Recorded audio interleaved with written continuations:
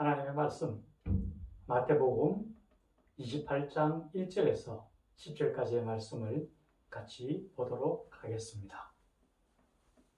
안식일이 다 지나고 안식 후 첫날이 되려는 새벽에 막달라 마리아와 다른 마리아가 무덤을 보려고 갔더니 큰 지진이 나며 주의 천사가 하늘로부터 내려와 돌을 굴려내고 그 위에 앉았는데 그 형상이 번개 같고 그 옷은 눈같이 희건을 지키던 자들이 그를 무서워하여 떨며 죽은 사람과 같이 되었더라. 천사가 제자들에게 말하여 이르되 너희는 무서워하지 말라. 십자가에 못 박히신 예수를 너희가 찾는 줄을 내가 아노라. 그가 여기 계시지 않고 그가 말씀하시던 대로 살아나셨느니라. 와서 그가 누우셨던 곳을 보라. 또 빨리 가서 그의 제자들에게 이르되 그가 죽은 자 가운데서 살아나셨고 너희보다 먼저 갈릴리로 가시나니 거기서 너희가 배우리라 하라.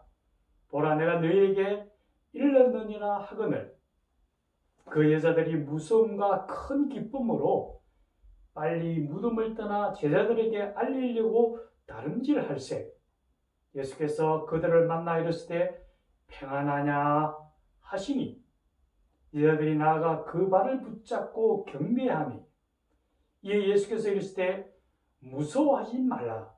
가서 내 형제들에게 갈릴리로 가라 하라. 거기서 나를 보리라 하시니라. 아멘. 오늘은 예수님 다시 사셨네 라는 제목으로 함께 나누며 은혜 받기를 원합니다.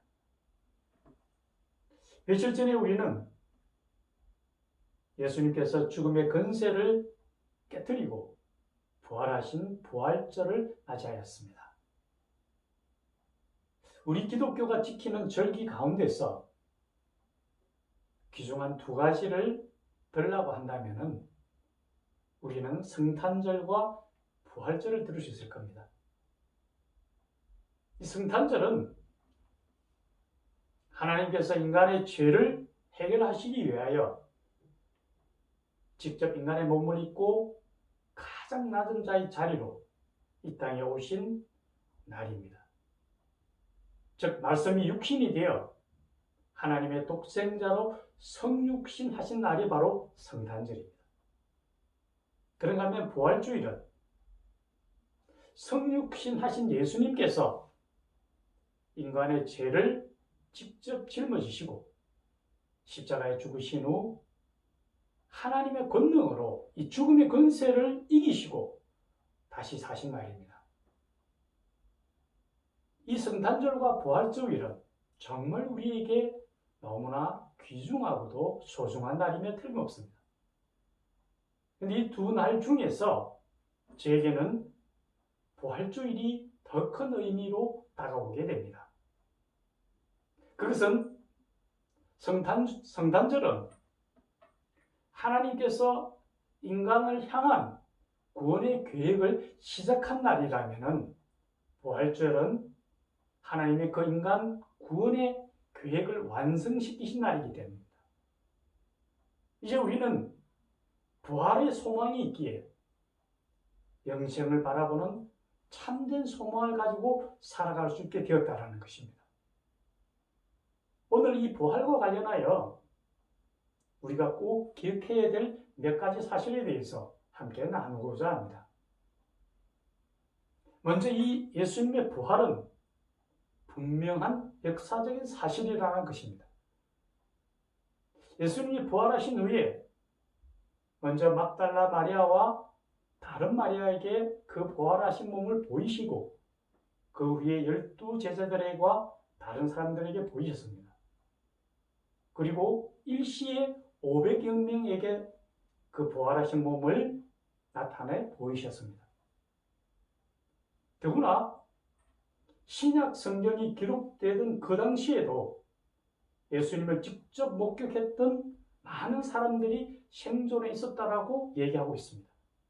이처럼 예수님의 부활하신 모습을 한두 사람이 아니라 많은 사람들이 직접 목격하고 배웠다라는 사실입니다.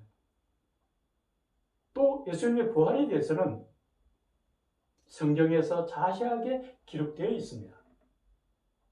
성경은 성령 하나님의 감동으로 되어진 것으로 무오한 하나님의 말씀입니다. 우리 그리스도인들에 있어서 성경은 모든 우리 삶에 있어서 기준이 되며 또한 우리 믿음의 최후의 근간이 되는 말씀입니다. 이 각각 성경 속에서는 예수님께서 인간의 몸을 입고 이 땅에 오심에 대해서, 그리고 십자가의 죽으심에 대해서, 3일 만에 살아나심에 대해서 명확하게 기록되어 있고, 예수님께서는 성경의 예언대로 이 땅에 오셔서 죽으시고 부활하셨다는 사실입니다. 또한 우리 믿는 사람 한 사람이 예수님 부활에 대한 증인입니다. 예수님의 12제자 중에 한 명이었던 도마는 처음에는 믿지 않다가 부활하신 예수님을 만나고 난 후에야 예수님의 부활을 믿었습니다. 하지만 예수님께서는 도마에게 너는 나를 본고로 믿느냐? 나를 보지 않고 믿는 자가 더 복되다고 말씀하셨습니다. 우리는 분명히 우리 삶 속에서 예수님의 임재하심과 예수님과 함께 하심을 분명히 우리는 체험해 왔습니다. 성경은 우리에게 이렇게 얘기합니다. 만일 우리에게 부활의 믿음이 없다면 우리가 믿는 믿음은 헛것이라고 이야기합니다. 또 우리가 바라는 것이 이 세상뿐이라면 모든 사람 중에 우리가 더욱 불쌍한 자라고 이야기합니다. 우리는 부활의 소망을 가지고 하나님 안에서 온전한 삶을 이루어나가는 하나님의 자녀임을 분명히 우리는 알고 있습니다. 그래서 우리는 우리 스스로가 예수님이 있어 부활의 증인이라는 것입니다. 또 하나 우리가 생각해야 될 것은 부활의 큰 기쁨과 소망은 예수님께서 십자가에 흘리신 그 고통과 고난을 통해서 온다는 거죠. 우리는 이 땅에 살아가면서 누군가가 큰 업적을 낳게 되면은 큰 찬사를 본하고 그 결과를 보려고 합니다. 하지만 어떤 것이든 정말 귀하고 값진 결과는 과정을 통해서 이루어집니다. 우리가 잘 알거니와 이 땅에 어떤 것도 우리가 귀한 것을 얻으려고 하면은 반드시 그게 상응하는 값을 지불해야만 합니다. 우리가 군에 가게 되면 대부분의 사람들은 사병이 되든 장교가 되든 두 가지 형태로 군 복무를 하게 됩니다. 그런데 장교들 보면은 아주 멋진 옷을 입고 있고 많은 군사들을 거느리는 지도자가 됩니다. 그런데 그런 위치가 되려고 하면은 사병보다는 더 훨씬 오랫동안 또 더 엄격한 훈련 과정을 거쳐야만 합니다. 그런 땀을 흘리고 그런 고통의 과정을 겪었기 때문에 그런 위치와 그런 명예가 주어진다는 거죠. 예수님께서 십자가 상에서 우리를 대신해서 극한의 고통과 수치와 멸시를 당하셨기 때문에 그로 인하여 우리가 결과적으로 부활의 큰 기쁨을 누릴 수 있다는 거죠. 우리가 부활의 소망을 갖고 부활의 기쁨을 우리가 누릴 수 있는 것은 예수님의 십자가 그 공로를 통해서라는 것을 잊지 않아야 합니다. 우리가 삶 속에서 그 주님의 은혜를 잘 붙잡고 살아가는 우리가 되어야 된다는 거죠. 또 하나 우리가 오늘 본문을 통해서 우리가 봐야 될 것은 예수님의 이 부활의 소식이 전달되는 과정을 봐야 됩니다. 처음 예수님께서 부활의 소식을 전거했던 사람은 막달라 마리아와 다른 마리아였습니다. 이 막달라 마리아는 그 당시에 가장 천한 직업에 종사하고 있었고 그 당시에 여자들의 위치는 세상적으로 가장 낮은 위치에 있었습니다. 똑같은 상황, 예를 들면 성탄의 기쁨을 가장 먼저 알려주었던 천사가 알렸던 사람도 추운 겨울 밖에서 양을 지키던 목자였습니다. 그 목자는 그 추운 겨울에 밖에서 혼자 양을 지키고 가장 낮은 위치에 있었습니다. 우리가 바꾸어 보면은 이 세상에는 정말 귀하고 소중한 정보들은 먼저 위에 높은 사람부터 차츰 내려오게 되어 있습니다. 하지만 하나님의 이 기쁜 소식은 가장 낮은 자부터 알려졌습니다. 이것은 하나님은 외부를 보시는 것이 아니라 우리의 중심을 보신다는 사실입니다. 우리가 어떤 위치에 있든 가장 낮은 위치에 있다 하더라도 그들을 하나님이 먼저 찾아가 주신다는 거죠. 또 하나는 부활의 기쁜 소식은 몇몇 사람에게 전달되는 것이 아니라 세상 만방 모든 사람들에게 전달되어져야 된다는 거죠. 그래서 가장 낮은 위치부터 가장 많은 사람들에게까지 하나님의 이 부활의 메시지와 부활의 기쁨이 전거되어져야 된다는 것을 우리에게 말씀하고 있다는 거죠. 또한 우리가 생각해 봐야 될 것은 오늘 부활하신 주님께서 막달라 마리아와 그 여자들에게 하신 첫 말씀은 샬롬입니다. 평안하나였습니다.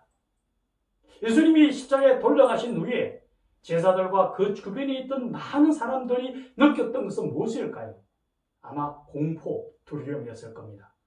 이제 예수님을 의지하고 예수님을 분명히 구세주로 믿고 따랐던 그 사람들이 예수님이 죽음에 이르렀기 때문에 이제는 흔들리고 두려움에 떨었습니다. 그때 예수님께서 부활하시면서 첫 마디가 샬롬이었습니다. 우리 또한 이 세상을 살아가면서 엄청나게 힘들고 고통스러운 상황에 처했을 때에 우리에게 주님께서 찾아와 말씀하시면 샬롬, 내가 정말 평안하냐? 우리는 주님께서 우리에게 주시는 세상에 알 수 없는 평안과 기쁨을 우리는 누려야 된다는 걸 말씀하고 있습니다. 이제 우리가 머지않아서 이 땅을 우리는 떠나야 됩니다. 우리가 떠날 때에 가장 우리에게 극한의 공포로 오는 것은 무엇인가? 바로 죽음입니다. 예수님께서 그 죽음을 이기셨다라는 거죠. 예수님의 부활은 잠자는 자들의 첫 부활이라고 이야기합니다. 우리 또한 예수님처럼 부활의 새 몸을 입게 됩니다. 무엇보다도 죽음을 떠나서 하나님 나라에 가는 동안에도 우리가 두려움이 들 때도 주님께서 내 손을 잡고 샬롬 하시고 우리를 끌어가신다는 거죠. 우리는 이제 이 땅이 잠시 왔다 머물러가는 이 나흘 같은 세상 속에서 주님께서 우리에게 부활의 새 생명을 주셨고 부활의 참 소망을 가지고 살아가는데 우리가 이 기쁜 소식을 만방에 떨치며 우리가 산 증인으로서 주님의 그 복음을 만방에 떨치며 전파하며 주의 명령을 순행하며 살아가는 복된 하나님의 자녀가 되기를 예수님의 이름으로 축원합니다. 같이 기도드리겠습니다. 죽음의 근세를 이기시고 부활하신 주님, 우리가 부활의 참 소망이 있기에 어떤 상황, 어떤 두려움도 우리를 흔들지 못함을 알게 됩니다. 주여, 우리가 정말 부활의 권능을 되짚고 참된 소망을 가지고 살아가게 도와주시오며 이 땅을 떠나는 그 순간에도 주님 손을 붙들고 힘차게 달려갈 수 있도록 인도하시고 힘주시고 권능 주시옵소서. 우리를 죄에서 구원하시기 위하여 십자가에 돌아가시고 또한 그 죽음을 이기신 우리 구주 예수님 이름으로 기도드리옵나이다. 아멘.